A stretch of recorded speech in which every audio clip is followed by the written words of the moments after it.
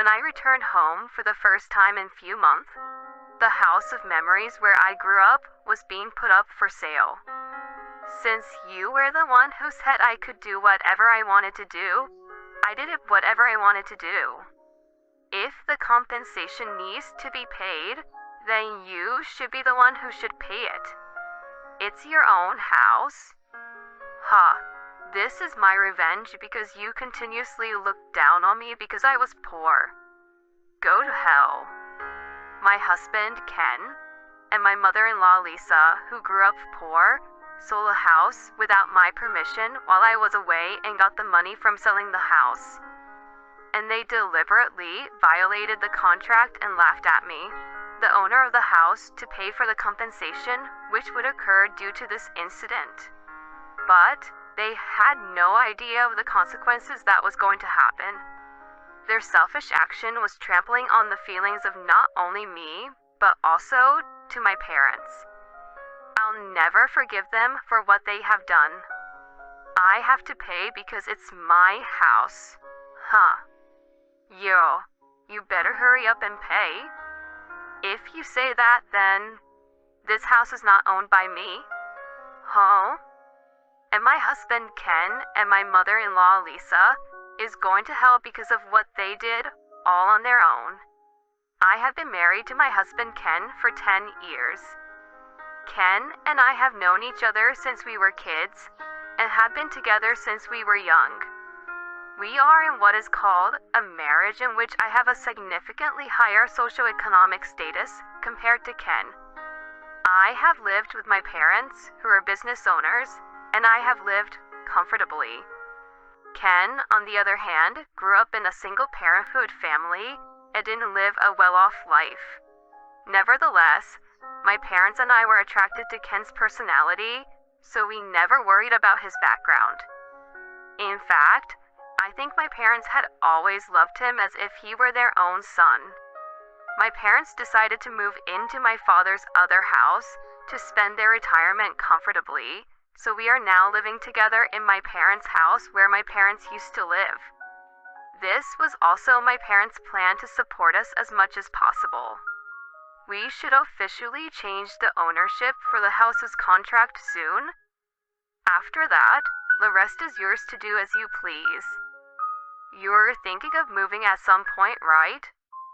Maybe you can use the money for that. A few months ago, my father told me that he was going to give me the parents' house. The house was all well cared for and was not at all inconvenient to live in, but it was too big for us who had decided not to have children. I thanked my parents, and even though it was before the ownership change, I slowly proceeded to deal with the real estate company. Hey, Ken, I told you to fill out this form. If I don't submit it today, we won't make it in time. How can we sell the house without this? Oh, just write it down then. You're only overreacting. If you submit it today, you'll make it in time. You don't have to tell me every single time, just do it on your own. Where did his kind and sincere personality go to? Since our marriage, Ken has become increasingly lazy and had left everything for me to do it. He routinely asks me to write very important documents on his behalf. If I refused, I would end up causing trouble to the family and thinking that if I do it, then everything would go peacefully, so I would just end up doing it myself. I wonder if he continued to treat me like a servant like this. We decided to sell the house we were currently living in together. We have also chosen a new house in a place that will be both beneficial for us. But I was worried about the future of my married life with Ken and spent my days wondering if this was the right thing to do or not. Then one day, I received a call that my parents had been seriously injured in a car accident, and I rushed to visit them at the hospital. Although my parents survived, they were diagnosed with a total recovery time of 6 months and would need someone to support them for about 3 months. I'll ask Ken. I'll ask my company too if I could adjust my work schedule as well. I'll be the one to support you both. I asked my husband if I could go home to my parents for an extended period of time while I supported them. To that, he said, "It's okay, it's your thing." And he had easily agreed. But to be honest, his tone was more like he couldn't care less than being worried about my parents. Anyways, I could go support my parents now. But then, another problem arose in my mind. Would Ken be able to live all on his own while I'm gone? Ken is one of those people who can't do any house chores. He can probably manage to eat, but he's not able to wash his own clothes. And the idea of taking out the trash on a certain day of the week is never in his mind.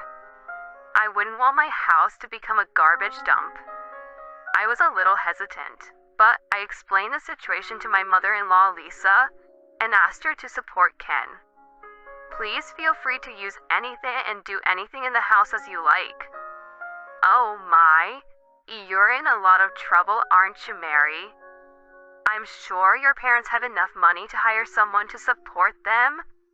Or are you just missing your own parents, Mary?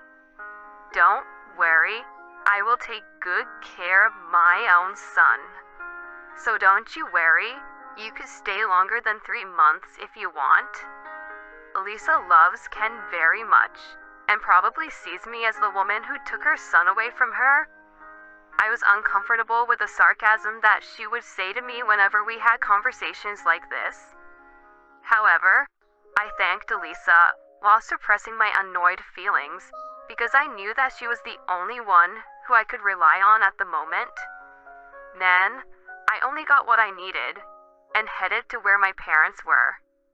Every day was very hectic, and 3 months passed by so quickly, and I couldn't really be in touch with Ken properly.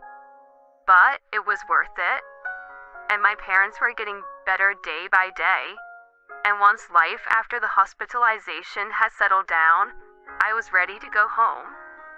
I got into the car and hurried home.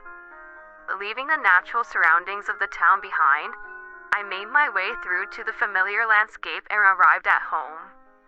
But what? The house was no longer the house I knew. A for sale sign was posted in front of the house, and the real estate agency which was listed on the sign was unfamiliar to me. What's going on? I panicked and called Ken. On the other end of the line, I heard Ken snort out a little laugh, as if he was mocking me. "I sold that house and moved back to my parents' house. I did everything for you while you were gone."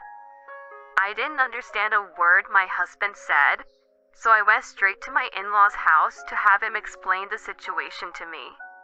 When I arrived at my in-law's house, which was a 5-minute drive from my house, the first thing I saw was my personal belongings piled up at the front door. I was startled and confused and, "Excuse me, I'm gonna pass by." The contractor who came up behind me rang the doorbell to the house, exchanged some paperwork with Lisa, and then loaded the pile of my personal belongings into his truck and left. And afterwards, Ken came out of the house, and both Lisa and Ken looked happy as they were counting the money they had received from the contractor, and I couldn't even seem to recognize them since they dressed all fancy, and their car even had changed into a luxury car. "Hey, Lisa, what is this all about?" I stormed up to Lisa in a semi-panicked state. "What are you even saying? I got rid of your stuff at that house for you. You bought all those useless stuff. I guess daughters like you don't know how to take care of your own stuff well, since you were too well off. You are such an unfit wife to put your own parents before your own husband for such a long time. I feel so sorry for my Ken having such a scumbag wife. That's why I even told him to get a divorce from such a woman like you." Then, Ken told me that the house was now in your name, so I decided to take it in exchange for alimony. I I found a real estate company that would pay me a very good price for the house and sold it quickly. Since you were the one who said I could do whatever I wanted to do, I did whatever I wanted to do. Then Lisa showed me the contract she had with the real estate company, smiled condescendingly at me, and explained the whole story. The contract was dated about a month ago. But that house should have already been under a contract with another real estate company, right? And if it's my house, any contract without my signature would be invalid. You did it without even telling me, and now you've reached the contract and they'll ask to pay compensation. In panic, I said this to Lisa about the consequences, but I already heard that from my Ken. But it was you who signed the contract to another real estate agency without even asking my son, right? That's none of my business. So all I did was what you did, doing everything on my own. I couldn't care less about who signed the contract and whatnot. It's what you do regularly, right? So if the compensation needs to be paid, then you should be the one who should pay it. It's your own house. She shrugged it off as she said that. It seems that she believes Ken's story, which was told only from a victimized perspective. I felt that there was nothing I could say to Lisa, so I looked at Ken's face as if to ask for help. But I was astonished to see that my husband was also looking at me with a sarcastic smile on his face, just like Lisa. Finally, this day had come. This is revenge, you know. You've really been making fun of me for being poor all my life, huh? I'm the only one in the family with a different standard of living and values. You and your parents must have found that amusing. I have always felt miserable when I was with you. If being poor is so funny to you, then I'll teach you about what money can do. I don't accept that you're the only one who has a nice, good life. Go to hell. Ken vented his resentment towards me and slapped me with the divorce papers, which were all signed except for my signature stamp. I could have had Mom do everything and turned it in, but then it wouldn't have been a good revenge anyways. What an amazing dramatic turn of events. This is quite a scene where the young lady who made fun of the poor gets slapped down. There's no daddy or mommy here to help you out. Now, what are you going to do about it? Ken and Lisa seemed so satisfied with what they had done and looked really excited. But I was just so fed up with them that all my anger went away, because both of them are making a fatal mistake. Look, I'm sorry to interrupt your very excited moment, but this house is not mine. You guys are the ones who are going to hell. Oh. Huh? I've decided to reveal everything. There was no reason to cover for them anymore. I took out a document from my bag and showed it to them. This is the official registry of that house.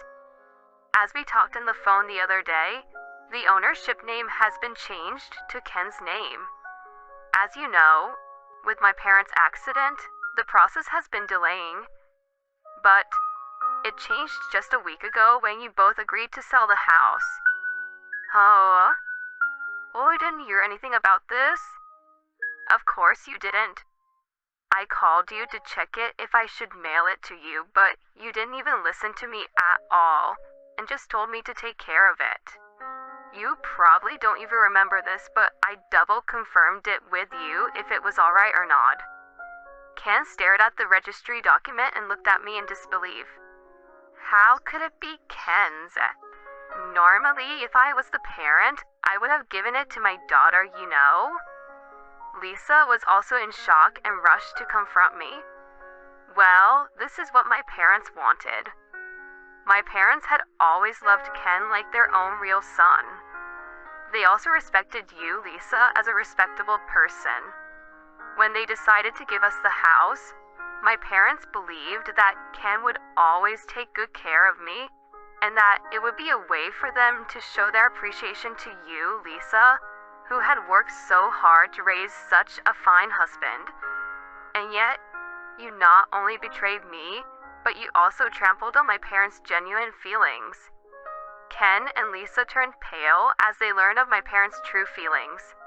Their hands, which were clamped over their mouths, were trembling. As I said before, this is going to be a big problem involving both real estate agencies. You should expect that they would definitely claim for a good amount of compensation. I will contact the real estate agency with whom I first signed the contract. So could you both just contact the real estate agency with whom you signed the contract on your own? I mean, I still can't believe that the real estate agency actually accepted your sloppy explanations and signed the contract. If you have an opinion, don't be a scum and do things like this, but say it to me earlier. It's not that you're poor because of money, you're poor because of your hearts. My tone became stronger and stronger. Then finally, I loudly accused both of them. And finally, I pulled out my cell phone to call the real estate agency, but... Wait a minute. This is not what I wanted. I was just sad because you left me. Anyway, let's work it out together as a married couple. Why no? I could just buy the house that's on the market now and then call the old real estate agency about it, and we could just pretend that this never happened. You're rich, so can't you do that? Please. This whole thing started because of my mother. Ken, who had been with Lisa this whole time, changed sides and rubbed up against me in a panicking manner. He was probably trying his best to get me in a better mood, but he didn't seem to realize how selfish he sounded.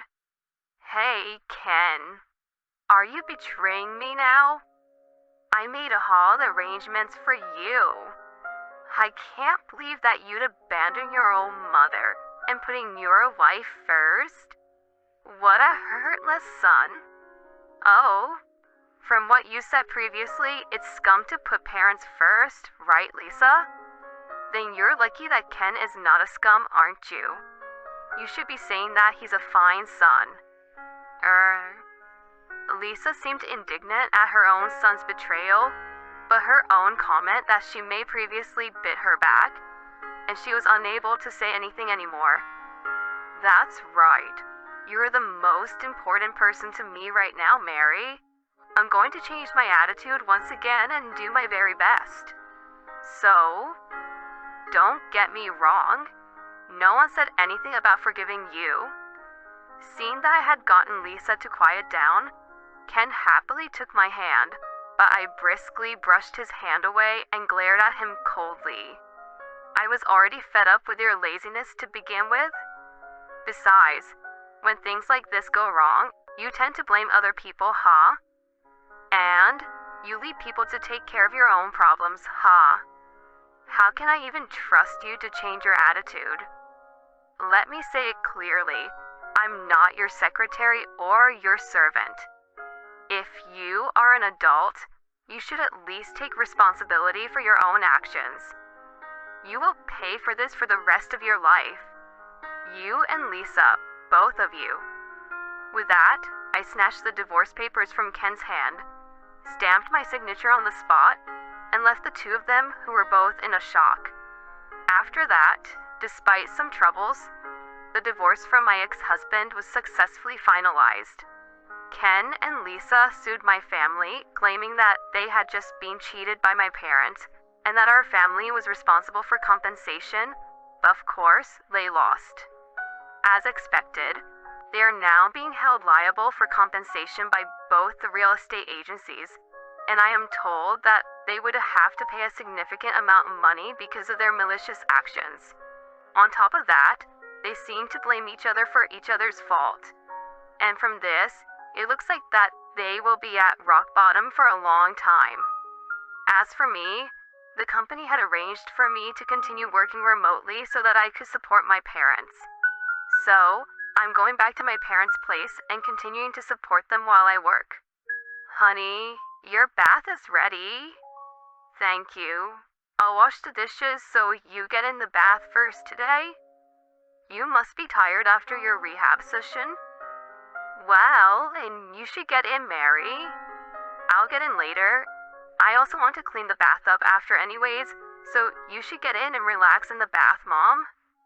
My parents are still undergoing rehab from the accident, but they are still supporting each other and spending time together happily. I began to live with my parents for the first time in a long time, and seeing the two of them forever getting along with each other, I think to myself about this. After seeing my parents, I realized what was missing in my marriage with Ken. I think that it was respect and consideration for each other. There are things that I could have done to be more considerate, but thinking back, I don't believe that Ken and Lisa had any such feelings for me. At first, I was quite sad and frustrated by the divorce from Ken. But now, I can say with confidence that it was for the best. If I ever meet someone again, I'll have to be very careful the next time. I hope I never have to worry my dad and mom again. I decided that I would definitely take the lessons I felt from the incident with Ken and Lisa and apply these experiences to the rest of my life. And I would also remember and never forget to thank my parents, as I started my new life at a new place